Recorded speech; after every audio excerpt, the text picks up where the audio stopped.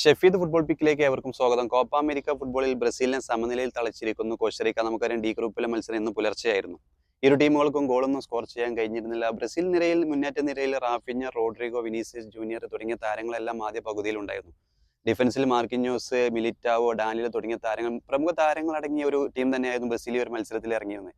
പക്ഷേ പരാഗ്വയുടെ അവരുടെ game plan വ്യക്തമായിരുന്നു. ബ്രസീലിനെ സമനിലയിൽ തളയ്ക്കുക, പ്രതിരോധത്തിൽ ഊന്നിയുള്ള ഒരു കളിയാണ് അവർ ആദ്യ പകുതി മുതലേ ഈ ഒരു മത്സരത്തിൽ ഉടനീളം അവർ കാഴ്ചവെച്ചത്.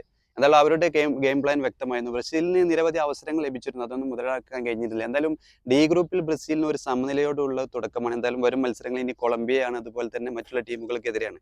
ഈ ഒരു സമനില അവർക്ക് എന്തായാലും അടുത്ത റൗണ്ട് മത്സരങ്ങളിലേക്ക് അവരുടെ പ്രതീക്ഷകൾ ഏത് രീതിയിലായിരിക്കും എന്നുള്ളത് കണ്ടറിയേണ്ടി വരും.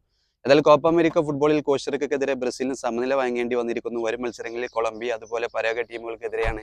ഡോളിവർ ജൂനിയറുടെ കീഴിലുള്ള ആദ്യത്തെ ഒരു പ്രമുഖ ഒരു മേജർ ടൂർണമെന്റാണ്. എന്തായാലും ഒരു സമനില തുടക്കമാണ്. ബ്രസീലിനെ സംബന്ധിച്ചിടത്തോളം ഇത് അത്ര ഒരു മികച്ച റിസൾട്ട് അല്ല. എന്തായാലും വരും മത്സരങ്ങളിൽ കൂടുതൽ മികവുറ്റ പ്രകടനങ്ങൾ കാഴ്ചവെച്ച് ഈ ഒരു കോപ്പ അമേരിക്ക ഫുട്ബോളിന്റെ രണ്ടാം റൗണ്ടിലേക്ക് പ്രവേശിക്കുന്ന ഈ ഒരു വ്യക്തമായ ഗെയിം പ്ലാനോട് കൂടിയായിരിക്കണം വരും മത്സരങ്ങളിൽ അവർ ആശ്രയിക്കേണ്ടത്.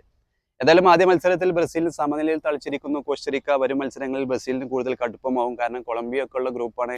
രണ്ട് ടീമുകൾക്ക് മാത്രമേ ഒരു ഗ്രൂപ്പിൽ നിന്നും രണ്ടാം റൗണ്ടിലേക്ക് പ്രവേശിക്കാൻ കഴിയൂ. എന്തായാലും വരും മത്സരങ്ങളിൽ ബ്രസീലിന്റെ പ്രകടനം ഏത് രീതിയിലായിരിക്കും എന്നുള്ളതൊക്കെ കാത്തിരുന്ന് കാണാം.